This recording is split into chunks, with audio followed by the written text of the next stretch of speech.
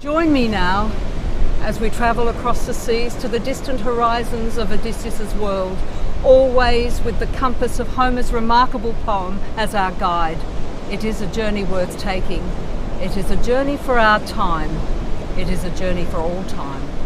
The ship ran on very steady, never wavering. Even the falcon or the hawk that flies lightest of winged creatures could not have paced her. So easily did she cut through the sea's waves.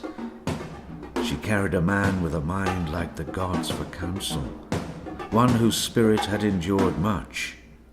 But now he slept, oblivious of all he had suffered.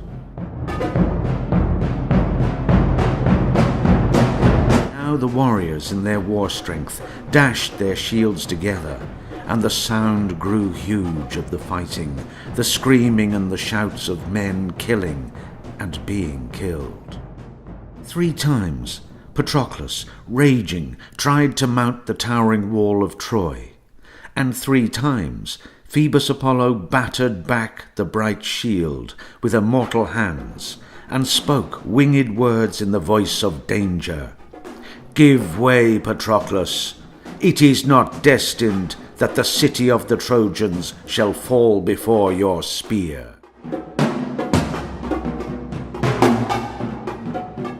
Assemble the women at the temple of grey-eyed Athena, high on the citadel.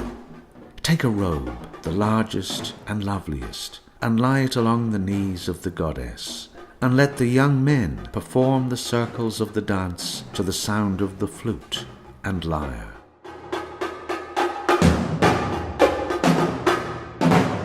As are the generations of leaves, so are the lives of men. The wind scatters the leaves on the ground, but the live timber burgeons with new life, again in the season of spring returning. So it is with humanity. One generation grows, while another dies. There is Knossos, the great city, the place where Minos was king and consulted with great Zeus at 9-year intervals. Like the light of the sun or moon, such was the glory of the high-roofed palace of great-hearted Alcinous.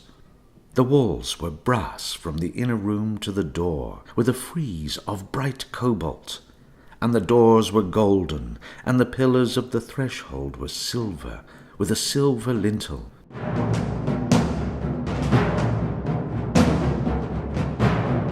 Odysseus admired the balanced ships and the fine harbours.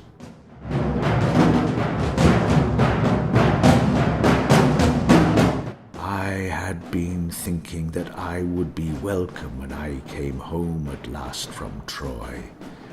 But Clytemnestra, my wife, with thoughts surpassingly grisly, brought shame on herself and all of her sex.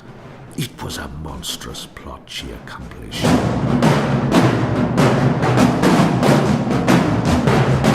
Achilles set out prizes for the foot race.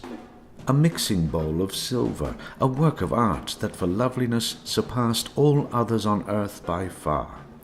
For second place, he set out a great ox with fat deep upon him, and for the last half, a talent's weight of gold.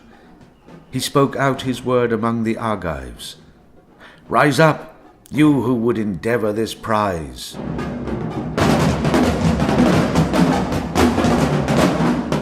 "Son of Laertes, resourceful Odysseus, you will find a thickly wooded shore and the groves of Persephone, with tall black poplars and fruit-perishing willows. There Pyriphlegethon and Cocytus flow into Acheron. Here dig a pit and pour drink offerings for all the dead."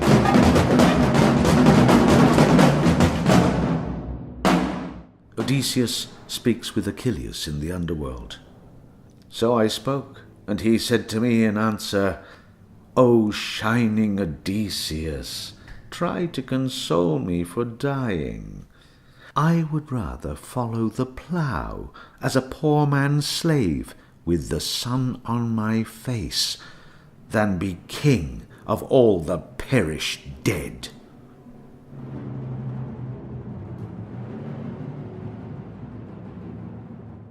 Odysseus asks the disguised Athena, "What land is this? What neighborhood is it? What people live here? Is it one of the sunny islands?" And the goddess answered, "Where have you been that you don't know this land? The name of Ithaca has gone even to Troy, though they say Troy is very far from the land of the Greeks."